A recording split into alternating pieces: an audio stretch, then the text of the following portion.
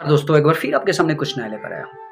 बहुत सारे लोग ऐसे फ़ोन करके पूछते हैं कि कहाँ से सर अगर शुरू किया जाए तो इंग्लिश को आराम से सीखा जा सकता है। मैं ऐसा मानता हूँ कि इंग्लिश सीखना बहुत ही आसान है आज के ज़माने में। अब क्यों आसान है आप अनुमान लगा के देख लीजिए। This is very easy language spoken all over the world. बहुत ही आसान भाषा ये दुनिया भर में बोली जाती है।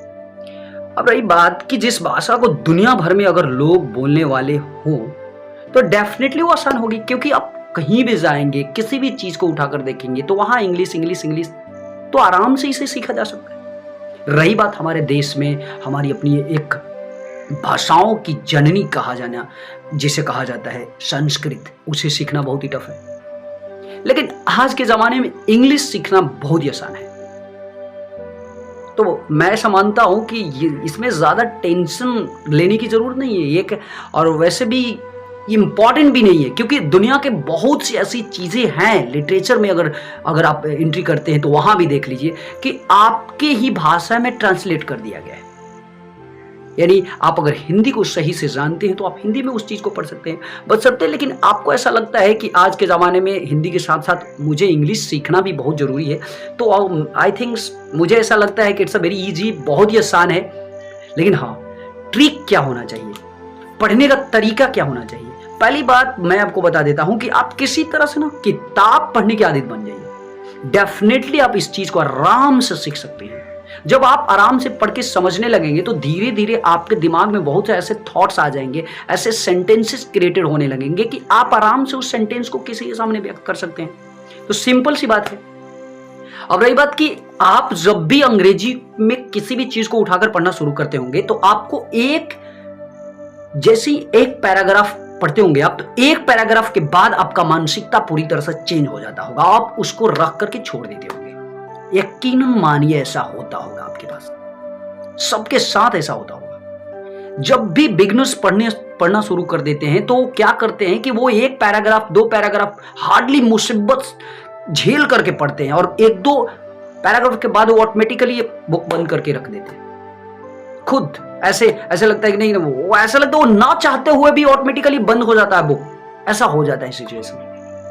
तो आप क्या कीजिए, आप ये मत सोचिए कि आप मतलब कि लेवल बहुत आगे, आप बहुत ही हाइजर लेवल के स्टूडेंट्स हो गए हैं, आप इंटरमीडिएट या ग्रेजुएशन में पढ़ने वाले ग्रेजुएशन लेवल के स्टूडेंट्स हैं, तो आपके लिए दिक्कत होगा कि आप किस तरह के बुक्स पढ़ें। मेरे ख्याल से आप बिगनर्स हैं, चाहे आप बीए एमए पढ़ रहे हैं, जब किसी काम को आप शुरू करते हैं तो आप बिगनर्स हैं, तो आपको उसी लेवल के बुक्स उठाकर पढ़ना चाहिए। जैसे मेरे पास एक बुक है, मैं इसका रिव्यू भी देना चाहूंगा, और स्पेशली ये बुक ही आपके सामने लाया था रिव्यू देने के लिए कि आप इस बुक को अगर पढ़ेंगे, अब आप हंसेंगे कि आप क्या बता रहे हैं।